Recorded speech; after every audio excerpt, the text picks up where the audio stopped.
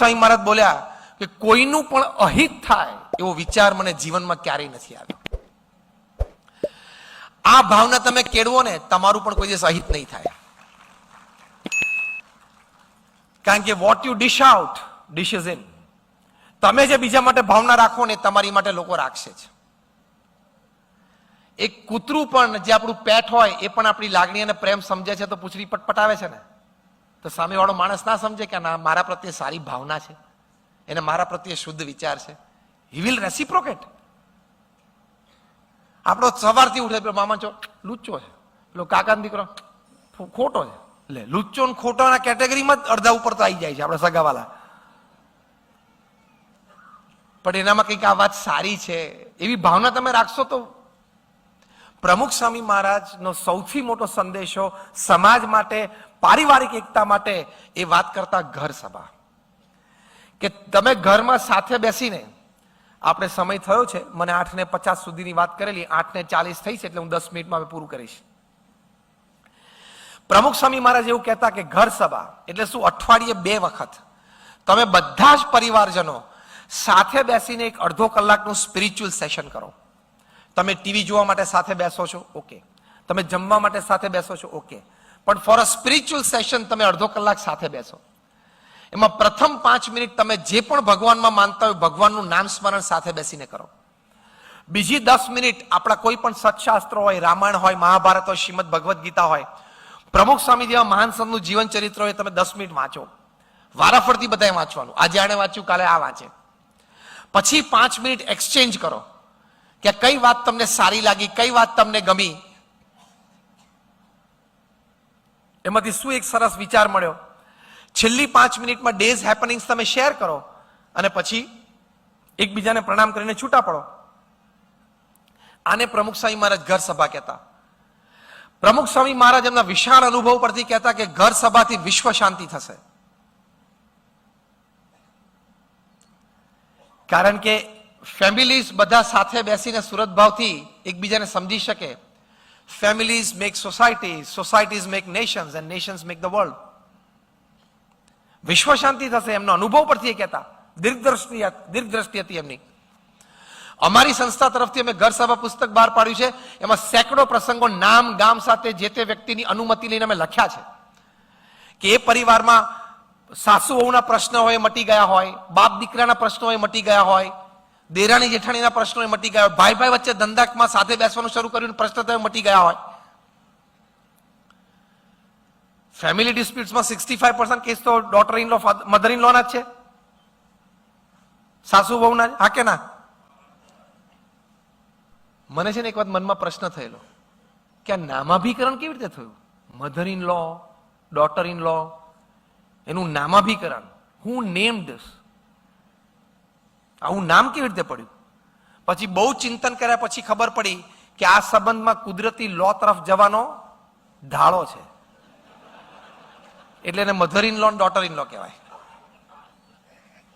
આ સંબંધ એવો છે ને કુદરતી લો તરફ જાય છે, કાયદા તરફ, એટલે એને મધર ઇન લો, ડોટર. પછી બીજો પ્રશ્ન ઉભ્યો મારા મનમાં કે mother becomes mother in law, daughter becomes daughter in law, father becomes father in law, son becomes son in law, wife never becomes wife in લો.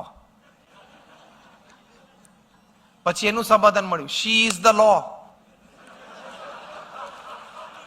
પોતે જ કાયદો છે, પછી ઇન લો શું કામ બને? Wife never becomes wife in law because she is the law in the house. આ તો જસ્ટ અ લાઇટર મોમેન્ટ, પણ ઘર સભાથી આવા ઘણા બધા પ્રશ્નોનું સમાધાન થયું છે એ આ પુસ્તકમાં લખેલું છે. ડોક્ટર દીપક આપણા ડેન્ટિસ્ટ છે લંડનમાં. હી ઇઝ અ પ્રોફેશનલ, એમના વાઇફ પ્રોફેશનલ છે લંડનમાં, અને વેલ સેટલડ કપલ. એમના 2 સંતાનો, દીકરા દીકરી નાના. 2007માં પ્રમુખ સ્વામી મહારાજ લંડન પધાર્યા ત્યારે તે વખતે એક સાયમ કાર્યક્રમમાં, સાંજની સભામાં ઘર સભા સંબંધી નિદર્શન અને પ્રેરણા હતી. પ્રમુખ સ્વામી મહારાજે પણ પ્રેરણા વચનો કહ્યા હતા. અને ડોક્ટર દીપક અને એમના વાઇફને એમ થયું કે આપણે પણ આ ઘર સભા શરૂ કરી. અઠવાડિયે 2 વાર એમને શરૂ કર્યું. એના એડવાન્ટેજીસ અમે લખ્યા છે કે મારા નાના નાના બાળકોને ગુસ્સે થવાનો આદત હતી, પછી ઊંચા સાથે બોલવાની આદત હતી, એ બધી શમી ગઈ. મારા બાળકોની કમ્પ્લેન સ્કૂલમાંથી આવતી હતી એ ઓછી થઈ ગઈ. મારા અને મારા વાઇફ વચ્ચે થોડું અન્ડરસ્ટેન્ડિંગ લેવલ સારું થયું. સ્પિરિચ્યુઅલ સેશનમાં સાથે બેસતા થાય એટલે એકબીજા પ્રત્યે પ્રેમ, લાગણી અને જોડાણ વધ્યા. અને suddenly we started finding more Joy between અસ. આ $1 મિલિયન લાભ છે કે નહીં ફેમિલીમાં? આ વાત એમણે લખી છે. આવા તો હજારોનો અનુભવ છે. તો તમે આજે અહીંયા આવ્યા છો, પ્રમુખ સ્વામી મહારાજ જેવા મહાન સંતનો આ ઉપદેશ તમે એકવાર પ્રેક્ટિકલી ટ્રાય કરો. તમે 6 મહિના સુધી દર અઠવાડિયે 2 દિવસ ઘર સભા કરો અને check it for your self કે અમે આ વાત કરી છે સાચી છે કે ખોટી છે. જેમ તમારી કોઈ ઇન્ડસ્ટ્રીયલ પ્રોડક્ટ હોય, તમારી પાસે ISO સર્ટિફિકેટ હોય, ઇટ ઇઝ સ્ટાન્ડર્ડ. ISO 9001, 9002 જે પણ હોય, ISO એટલે ઇન્ટરનેશનલ સ્ટાન્ડર્ડ ઓર્ગેનાઇઝેશન. એમ અમે પણ આ વાત કરી છે ને, એ પણ ISO છે, ઇન્ટરનેશનલ સ્પિરિચ્યુઅલ ઓર્ગેનાઇઝેશન. એ પણ પાછી નહીં પડે અમારી આ પ્રોડક્ટ. આ ઘર સભાની અમારી પ્રોડક્ટ પણ પાછી નહીં પડે. કારણ કે BAPS ના લાખો family India, America, UK, Africa, Europe, Australia, ન્યુઝીલેન્ડમાં આ બધા પરિવારોએ આના benefits they have reaped it. તો તમે આ મેસેજ લઈને જજો. અને આ ડોન્ટ ફાઇન્ડ કે આ ઓલ્ડ ડેટેડ છે. કદાચ અત્યારે આ વિષય જુદો છે, પણ 50,000 થી, આ વાક્ય સાંભળજો, 50,000 થી પણ વધારે research papers by men of science, સાધુ સંતો નહીં, બાય સાયન્ટિસ્ટ, એ લોકોએ ઇન્ટરનેશનલ સેમિનાર્સમાં અને કોન્ફરન્સીસમાં પ્રસ્તુત કર્યા છે, જેમાં ભગવાન સાથેનો કોઈક સંબંધ નામ સ્મરણથી, પ્રાર્થનાથી, ધૂપ દીપ આરતીથી, વાંચનથી કંઈક રીતે સંબંધ હોય, તમને ફિઝિકલી, મેન્ટલી અને ઇમોશનલી કેટલું હેલ્પફુલ થાય છે. તમે વેબસાઇટ ઉપર જજો, ગૂગલ ઉપર, હું તમને નામ આપું છું, University of Philadelphia, University of Pennsylvania, એમાં doctor Andrew Newberg, doctor H.G. Koenig, હું આ બધું નામ સાથે બોલું છું, તમે જોજો ગૂગલ ઉપર. એ લોકો એક સરસ પ્રયોગ કર્યો, બહુ શાંતિથી સાંભળજો, તમને બહુ આનંદ આવશે. આખા અમેરિકામાંથી એ લોકોએ 4,000 લોકોને ભેગા કર્યા, different caste, creed, colour, religion, nationality, cross section. 1000ના 4 ગ્રુપ કર્યા. પહેલું એજ ગ્રુપ હતું 4 થી 12 વર્ષના બાળકો, બીજું એજ ગ્રુપ હતું 12 થી 22 વર્ષના ટીનેજર્સ અને યંગસ્ટર્સ, ત્રીજું એજ ગ્રુપ હતું 22 to 60, જે બધા આપણે અહીંયા બેઠા છીએ. ફોર્થ એજ ગ્રુપ હતું 60 to 80, એટલે રિટાયર્ડ અને ઓલ્ડ એજ પીપલ. એ લોકોને બધાને ઇન્ડિયન પોઝિશનમાં બેસાડ્યા અને એ લોકોના સાયકો ન્યુરો સોફ્ટવેર્સથી માઇન્ડ મેપિંગ અને MRIs થયા. એટલે એબ્સોલ્યુટલી આ સાયન્ટિફિક એક્સપેરિમેન્ટ, આમાં કોઈ અંધશ્રદ્ધાની વાત જ નથી. એ લોકોના રિપોર્ટ્સ તૈયાર થયા. પછી એ લોકોને કહ્યું કે તમે જે પણ ભગવાનમાં માનતો હોય, ભગવાનની મૂર્તિની સ્મૃતિ કરીને તમે એનું નામ સ્મરણ કરો, 12 મિનિટ સુધી કરવાનું. 2-3 વખત પ્રયોગ કરાવ્યો, પછી કે હવે ઘરે જાઓ, 8 અઠવાડિયા સુધી તમારે રોજ આ પ્રયોગ કરવાનો છે. એ લોકોએ ફેથફુલી કર્યું, કારણ કે દે વર subjects of the experiment.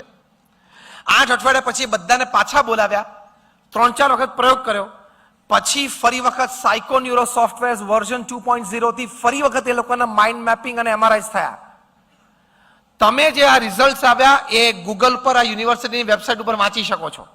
Again I name doctor Andrew Newberg, doctor H.G. Koenig, University of Pennsylvania, University of Philadelphia.